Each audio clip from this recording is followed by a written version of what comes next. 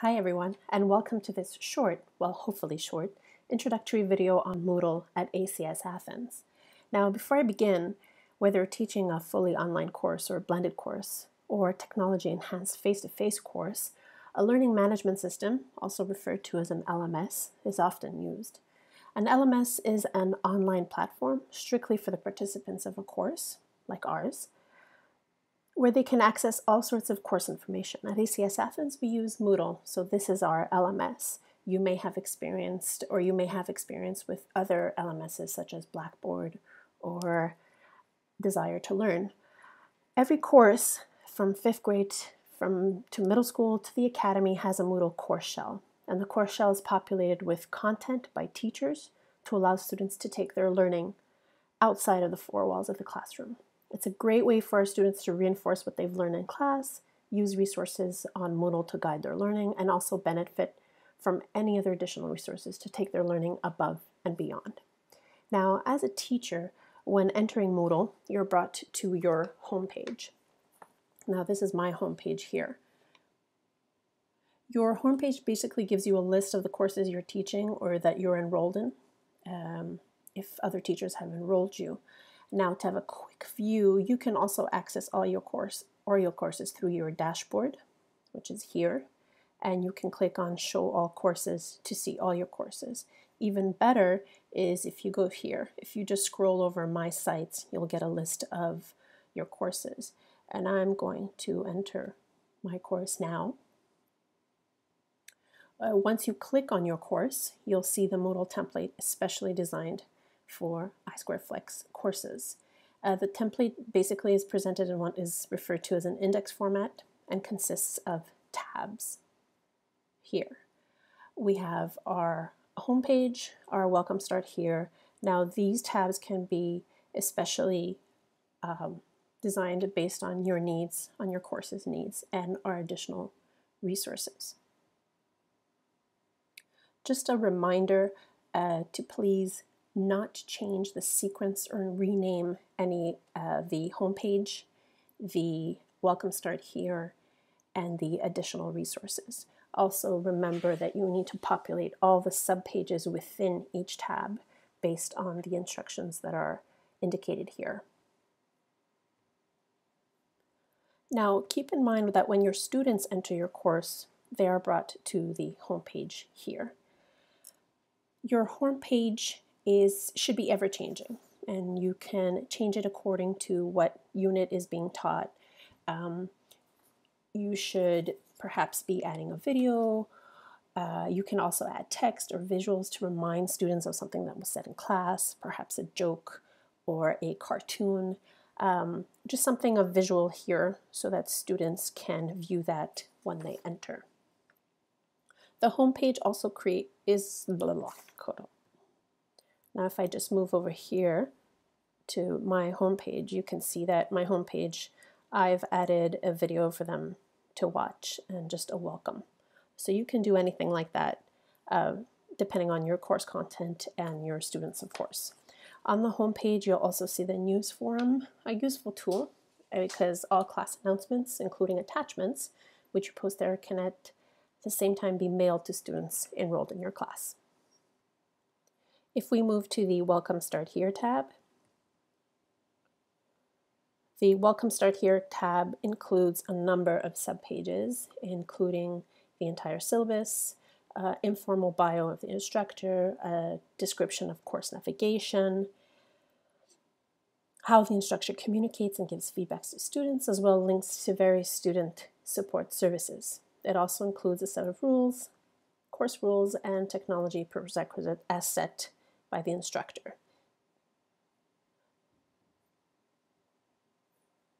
Always remember to click on the Turn Editing On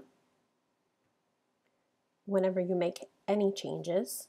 Feel free to edit the content within the subpages here as it applies to your course. Once you've customized all the information on the entire page, you can remove all the instructions that are here using the tool here. So once you've customized this, you can simply delete. And this applies to all the tabs within your course shells. The Additional Resources tab includes additional extra readings and any multimedia resources presented thematically per week or per unit or per topic. In other words, you can divide the page into subpages that content-wise correspond to specific weeks or units. The readings on this page are not mandatory for the students to study, but this could be an opportunity for you, again, to take their learning beyond what is done in the classroom. Now, the rest of the course can basically be separated into topics, units, or weeks tabs. Depending on the design of your course, you'll decide how these are separated and titled. You may choose topic or unit tabs for year-long courses so as to avoid to have too many tabs. If you go by week, you may end up having, within the first semester, you may end up having 16 to 20 tabs here, which could be kind of confusing, especially for our younger students. Within these tabs, you can add a number of resources or activities such as files, folders, forums, and assignments. Now, when adding an assignment, make sure to describe the homework or assignment thoroughly and also add the due date. And I'm going to go over this in a second. Now I've started to play around with this here. The best thing to do probably within your unit or topic is to have some sort of labels like I have here. So you could add a label, or you can add a subpage where you have just the homework and then perhaps your notes or other materials related to that topic. In this example, I've added homework as a label here. So I have the additional material on top and the homework or assignments here, listed here. Now within grade levels, it may be a good idea to decide what system you will use so that it's consistent across the board. And that can probably be decided within the grade level. You don't want students searching, clicking too much to find what they need. So a label or even a subpage is sufficient. Homework and assignments should be added using the Add an Activity key right here. So I've already added 3 assignments. I just labeled, this one already was there. It was just labeled assignment 1. This is homework. I've labeled it period 1. This is the date that the homework was given. And again, that could be decided within the grade level how you want to format this. There are 2 different methods here. I added homework here by having students see the description immediately, and I'll show you how that can be done. Or you can choose the option where the students actually have to click on the homework in order to see what the homework is right here. And I will show you both methods of how to do that. So if we add an activity, we'll add assignment and add. There are a lot of points here that really are not necessary, especially if you don't have any intention of having the students handing in the assignment on Moodle, or of course grading the assignment on Moodle. So here you would put the assignment name, and I'm just going to put homework for period 4. Now, if you have multiple sections of one class, there are a number of ways. You can either label it like I've done here, and then just put the date. Or we can have groupings. Now, I'm not going to go over how to do groupings, but there are videos that are very helpful that can show you that. So here I'm just going to label it based on the period, so kids that are in that period know to go there. And I'm just going to write something pretty simple.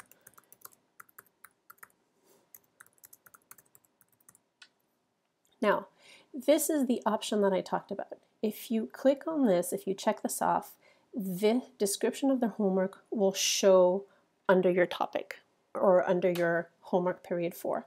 Now, this may avoid the extra click for students, so this is a good option. You can add files here. Okay, another neat thing is that you can link. So if I open this up, I can link a file to this. So I can add a link here, and you can use any kind of file, any recent file.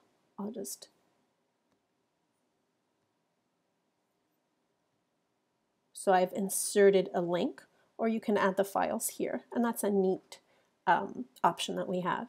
Now, here's an important one. The due date is important. Why? Because this means that the assignment will automatically be added to the calendar, and I'll show you a neat little feature to this new Moodle version that we just got, a neat feature that will isolate all the assignments together, and I'll show you what that looks like in a second.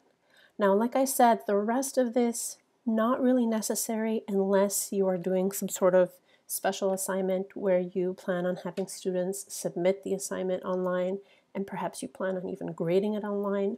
Okay, so this will depend on your course content and what you plan on assigning. So I'm going to save and return to the course.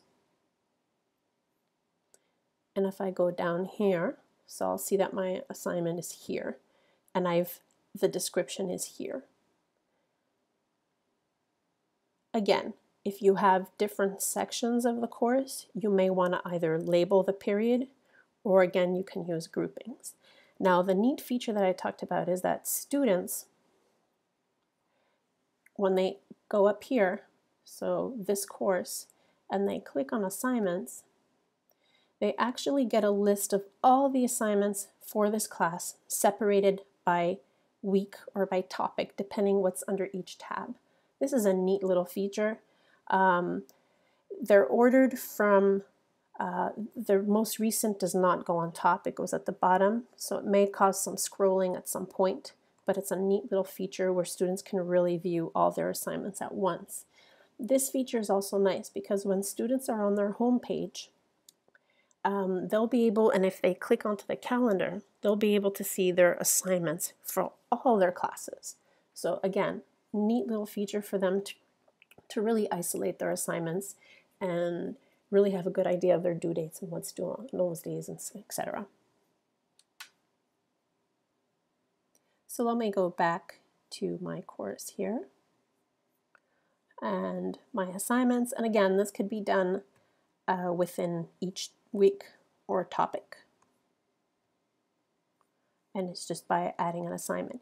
Again, I will emphasize the idea of within your grade levels, just coming up with a consistent way of you presenting the homework, whether that's a label, like as done here, or whether that is creating a subpage where the homework can be found. Because if you're also adding notes or other readings within your tab, you don't want there to be too much information, too much scrolling for students, especially for our younger students. Now, to learn how to add other activities, resources, or how to edit pages, you can refer to the Intranet's course shell on your homepage, or a bank of videos on YouTube that are available. A few last reminders: students need to be repeatedly trained at the beginning of the school year on how Moodle is used in your class. And you could do that, it could be just a few minutes at the beginning or when you're explaining your homework. They may also need to be reminded throughout the year of the ins and outs of your Moodle course shell. Don't hesitate to remind them frequently of how things work or where resources can be found. Enroll colleagues in your courses using the view-only role, and share do's and don'ts. You'd be surprised how much you can learn just by looking at a colleague's course shell. Use each other as resources. We're our best resources. Sometimes it only takes just a 5-minute chat between colleagues to just recall how to add an image or a video. Now, if you need more help with Moodle features, you can contact Mary Manos. If you need more help with Moodle for I2Flex teaching, you can see Dr. Vierinou. Check out I2Flex.gr or join the All Things I2Flex G+ community. Stay tuned for Geek Mondays and connect with I2Flex faculty champions. We're all here to help. Thank you.